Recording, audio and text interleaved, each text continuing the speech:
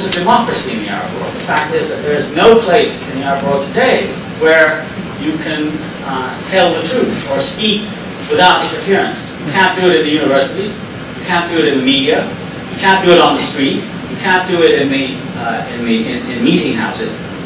And along with that is an extraordinary economic de-development. We're going through a period now, according to the economist George Coram, who says, for instance, that the combined gross national product of Egypt, Syria, Jordan, and Lebanon does not exceed $70 billion per 80 million people in 1994. This means, continues, that it is less than 10% of the Israeli GNP. Turkey, with a population of 60 million, has a GNP of $149 billion. That is more than double the GNP of the 4 Arab states that I've just mentioned. Compared with an Asian country like South Korea, the comparison is even worse. And the same is true of the Gulf countries.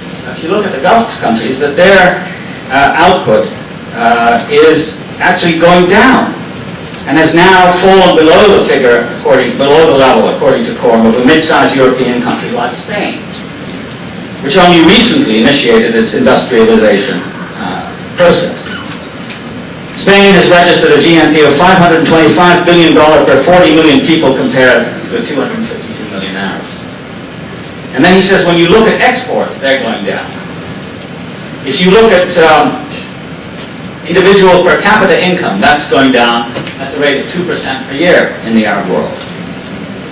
The rate of debt is going up, and servicing the debt now consumes 3% of the GNP of the Arab countries. That is $45 billion annually. And finally, the fact that the Arab countries have never yet, partly because of the absence of democracy, partly because of the widespread corruption in the area, all of it increasing in these 80 years of the post-Balfour period. This is essentially a tax-free zone. Most of the taxes are paid by the poor, the middle class. The wealthy don't pay taxes, roughly at a rate of 10%. So that according to Coram, the impoverished classes bear the burden of the direct and indirect taxes, contributions which indirectly finance their well-to-do counterparts in the population, which alone reap the benefits of the infrastructure projects built by the state. And the last figure I want to leave you with is the fact that for the first time in modern history, illiteracy is growing in the Arab world. The number of illiterates has risen from 58 million in 1982 to 61 million in 1990. It is expected to rise 66 million by the year 2000 and include 40.4% of the total number of individuals whose ages range from 15 to 64. This is not a terribly happy picture in the Arab world.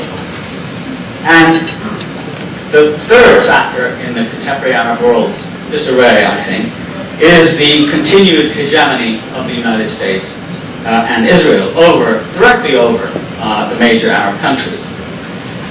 A couple of weeks ago, I'll tell you this anecdote because it encapsulates the whole thing.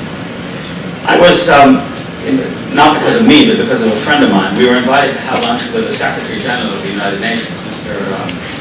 Kofi Annan. Very nice man. And he said, listen, we were talking privately, and here I am spilling the beans. And he said, listen, I mean, there's one thing that I don't really understand. Perhaps you can help me. I said, well, I'm trying. He said, he said most of the Arab leaders publicly denounced the United States. They put U.S. policy and favoritism towards Israel and all the rest of it. But he says the thing that really mystifies me is that when you talk to them in private, the only thing they're interested in is the United States. I mean, they're not interested in Europe. And he mentioned in particular, Mr. Arafat, he said, that's all they care about is what the U.S. wants, what the U.S. might do for them, and so on and so forth, at the same time that they say, and are right in saying, that the U.S. is deeply opposed to them. So my friend Iqbal Ahmad, who was sitting there, who has this kind of gnomic way at times, and he said, very deliberately, I won't do his Indian accent. He says, well, maybe I will. said, the Arab people are a very proud people with a tradition of honor. So everybody nodded. What? He said. Their leaders love to crawl.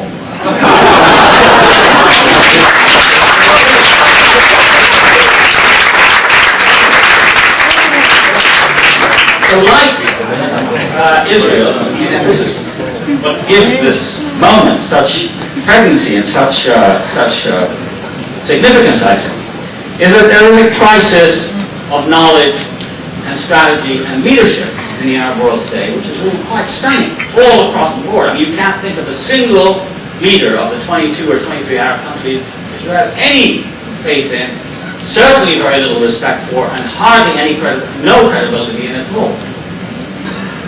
And what is interesting is that we are living through a period where behind us are the lessons of Vietnam, the lessons of struggle in Vietnam, the lessons of struggle, peaceful struggle in this country of the African American or black people, and the struggle in Algeria, which is also a violent struggle. We seem to have learned from none of those.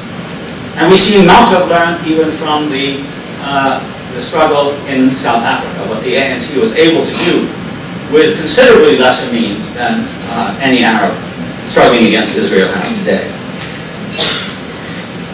The final point I want to make, and I will close on this note, it will take a little time though, I'm sorry, is that we must begin to think, in my opinion, and it's not, I'm not a political leader, I'm not even a political scientist, as everyone else is around me, or nearly everyone is. I'm not in politics, but it does seem to me that what is missing is vision. There's a report that I read just today, which I think I should share with you, that there was a conference in Ramallah a couple of weeks ago, or last week, in which there was a discussion about the problem, corruption, disputes within the authority and so on and so forth, and the need to reinforce the support and positive opinion of the Palestinian man and woman in the street. The conference, which was originally organized by the Department of National Institutions under the auspices of President Yasser Arafat, also highlighted the need to fight corruption and attributed the current high levels of frustration among ordinary Palestinians to their perceptions of widespread corruption as well as the deteriorating economic situation. According to a legislative council member, this is the part I want to read to you. In addition to the performance problem of the PA, the Palestine Authority, but I think it really said the government of Egypt, the government of Syria, the government of, they're all roughly in the same boat. All Palestinian, and I would add, Arab national forces, whether in the Palestinian Authority or not, are suffering from the lack of a clear political vision. We don't know where we're going. For years and years, as I was growing up, you couldn't say the word Israel. You have to say Kiyan Sahuni, or Israel in quotation marks. All of a sudden, everybody's rushing to recognize Israel and get into bed with Israel and go to conferences with Israel and so on and so forth. Suddenly went from one to the other. There's no consistency of view. What I think is necessary at this moment, and it's a very modest appeal, is, I think, for us, people like us, who are living at a distance from the Arab world, who are committed to it, have also a serious interest in the collective good of the whole area of people in it. We have to start to think seriously about bases for coexistence. I think that's really the imperative for the next generation. The peace process, as we all know, is at a tatter, it's at an end. Where everybody keeps asking, where do we go from here? I can't answer those questions. Nobody can, really. And it's no use waiting for Dennis Ross or Madeleine Albright or somebody like that to come up with an idea. But they will continue with Oslo. With Tom Friedman urging them on, it's a wonderful idea, let's keep signing it. And we know what the results are. I mean, you don't have to have a high school diploma to know how bad it is. But I think there is another level, and it's that I wish now to talk, because I think it touches on something that we all experience. And so please indulge me, allow me to say something which I hope will not offend you, but I think it's very important for the present moment. Now, one of the most important differences between Arabs like us who live in the between Arabs in the Arab world and those of us, like here, who live in the West, is that on a daily basis, we, ones who live in the West, are forced to confront the Jewish experience of anti-Semitism and genocide. Year after year, new books, films, articles, and photographs pour out in ever-increasing volume. Last year, as you know, was the year of Schindler's List, which I happened to see last week. I was in London and I turned on the television, and there it was, and I saw it. I hadn't seen it before.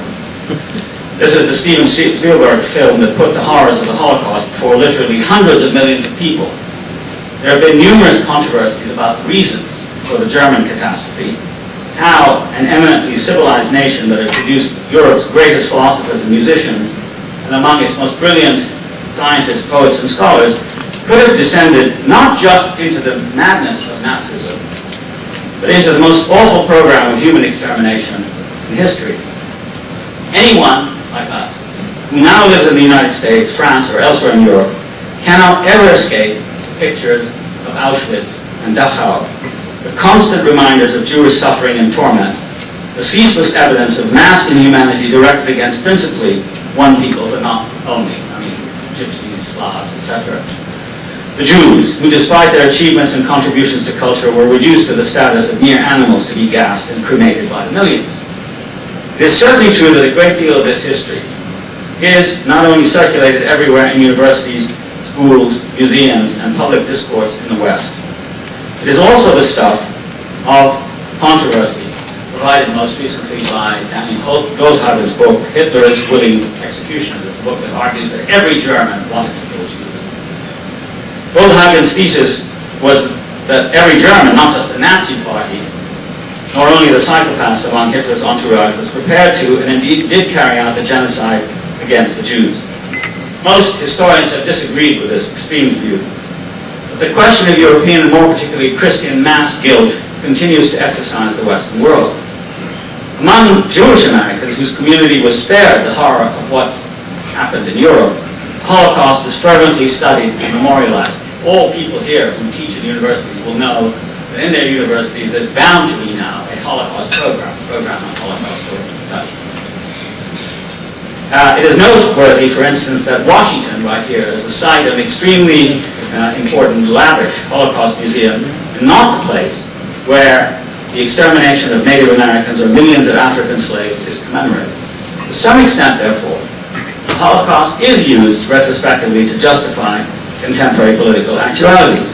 Routinely, a connection, and we've seen this all the time, is made, but amongst ourselves, we say this, oh, another film on the Holocaust, is made, we make the connection between the history of Jewish suffering and the triumph of the American Jewish community, or between the Holocaust and Israel, one leading to and vindicating the other.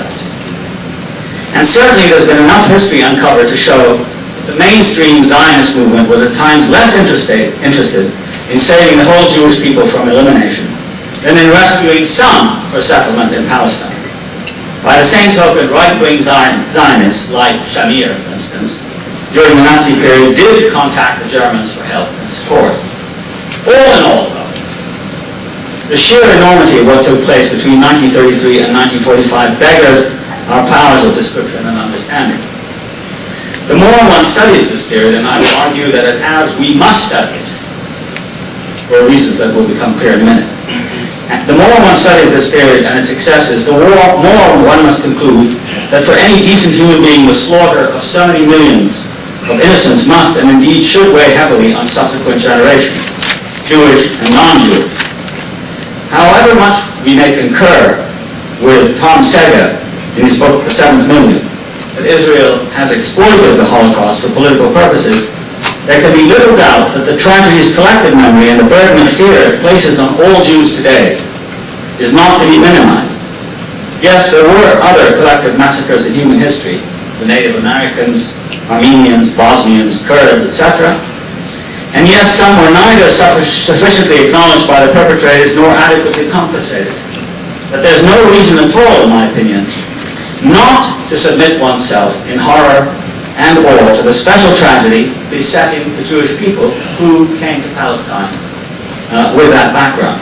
As in as an Arab in particular, I find it important to comprehend this collective experience in as much of its terrible concrete detail as one is capable. This act of comprehension guarantees one's humanity and resolve that such a catastrophe should never be forgotten and never again recur. Such a view of Jewish suffering was afforded Arab commentators during the trial of Adolf Eichmann in Israel early in the 1960s, when the trial, as you all know, was used by Israel to lay out the full horrors of Nazi genocide. Right-wing Lebanese phalange commentators claimed in the newspapers at the time that the whole business, the Eichmann trial, was propaganda, that it was all lies. But elsewhere in the Arab press of the time, in Egypt and in the mainstream Lebanese press, the Eichmann affair was reported with due consideration given to the appalling events in wartime Germany. Yet according to a study of the period by my nephew, Dr. Osama Makdisi, who's a young Lebanese historian at Rice University in Houston, Arab reports of the trial concluded, though, that what was done to the Jews in Germany was indeed a crime against humanity. Israel's crime of dispossessing and expelling an entire people constituted no less a crime of the same kind. Dr. Makdisi discovered that there was no systematic attempt to equate the Holocaust in these papers at the time, Arab papers, to equate the Holocaust with a Palestinian catastrophe, only that judged by the same standard, Israel and Germany were both guilty of heinous crimes of enormous magnitude. My own feeling is that perhaps the Eichmann trial was useful to the Arab side during the psychological battles of the 1960s as a way of exposing Israeli callousness to the Arabs, and not especially as an attempt to acquaint Arab readers with details of the Jewish experience. And I think it's also very important that today in the Arab world there isn't a single institute or university department devoted to the study, this is true in Palestine as well as elsewhere in the Arab world, to the study of Israel and Judaism. It's quite extraordinary. And no university department, no degree, no institute in American studies either. And these are the two most important outside actors in the Arab world. And there's no systematic study. There was an institute at the Ahram founded by Haykal, I think in the 50s, called a strategic study, where people were studying Hebrew and looking at the Israeli press and so on and so forth. But that dried up. It doesn't exist anymore as a viable institution. And that's it. No university. And so when we talk about Zionist blindness, we can't always say, well, we're the victims. Why should we look at what they did and what they went through? It's just a matter of reality. One has to confront the people with which one is in conflict in all of their experience, not just bits of it that happen to suit us. And it's, I think, part of the same general absence of knowledge and interest that is so characteristic of the contemporary Arab world, which is very, very, very desperate, I think. I've mentioned all this stuff about the Jewish experience in talking about coexistence because it underlines the historical irony of the present and past, which perhaps only Arabs and Jews in the diaspora, like ourselves, are capable of fully appreciating and in a sense transcending. There is now no real peace, as all but the most stubborn and naive observers will concede. As I said earlier, Israel's recent behavior, as embodied in Netanyahu's erratic but regularly unprovoked brutality, stretches in a continuum from the country's earliest days, 1948 and on, in which contempt, the deployment of raw power, and systematic brutalization of the Palestinians constituted the central premise. On the other hand, this lamentable policy doesn't in any way justify the retrospective attempts made by Israelis or Palestinians to use the Holocaust to justify Israeli cruelty or to dismiss the Holocaust as totally irrelevant or even implausible. Cynicism does not help. Oscar Wilde once said that a cynic knows the price of everything but the value of nothing. We can be as impatient with Israeli posturing about psychological security as with recent Arab efforts to enlist people like the degraded French intellectual Roger Gaudi, who's become a revisionist historian, more or less cast out on the whole Holocaust anyway. I think this really does no service to us at all. Neither advances the cause of peace or real coexistence between the peoples who share the historical sufferings, links them inextricably. That's the point I'm trying to make. That we are connected to the Jews, and we have to be able to deal with what they went through as they must deal with us.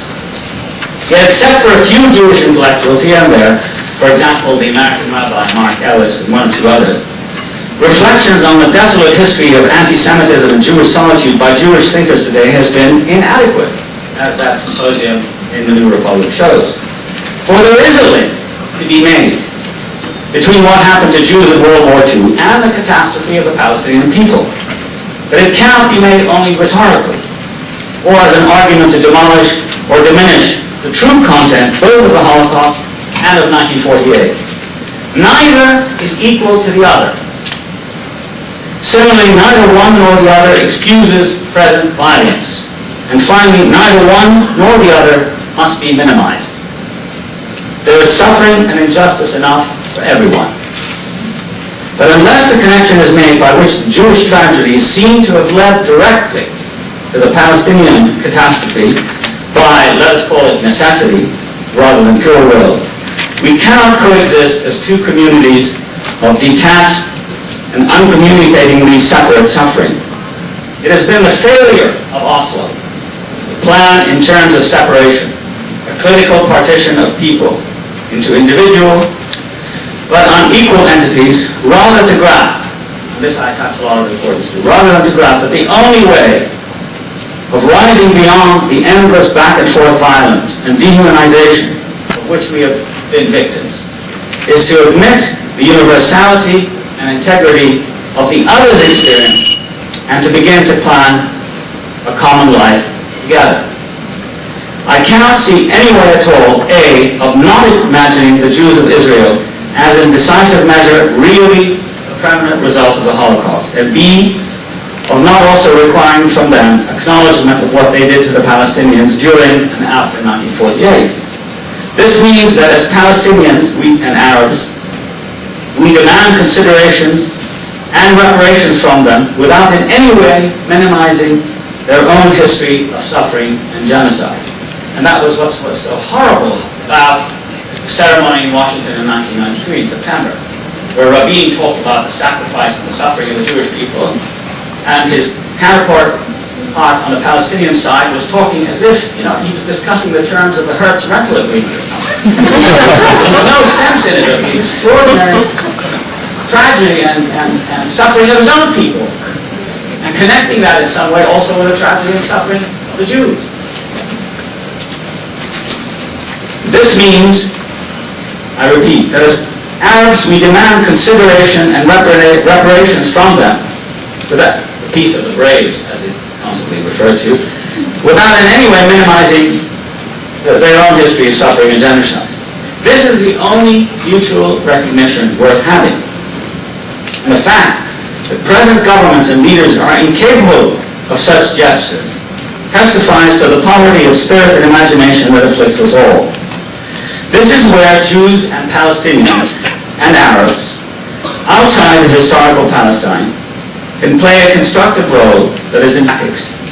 When one considers the broad outlines of Jewish philosophy from Martin Buber to Emmanuel Levinas, and perceives in it an almost total absence of reflection on the Palestinian issue, one realizes how far one has to go.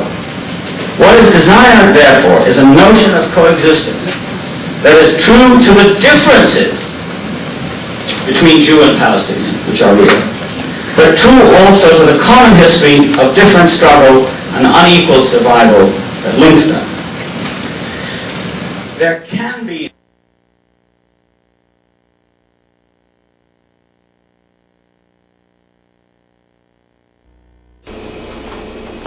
I'm Mark Bruzonsky, your host for this weekly program, Mideast Realities, and thank you for watching. If you too are concerned about the situation in today's Middle East and about U.S. policies toward that crucial region of the world, and if you'd like to meet like-minded persons, why don't you come to one of our weekly social meetings? I'll be there, of course. Just give us a call for details.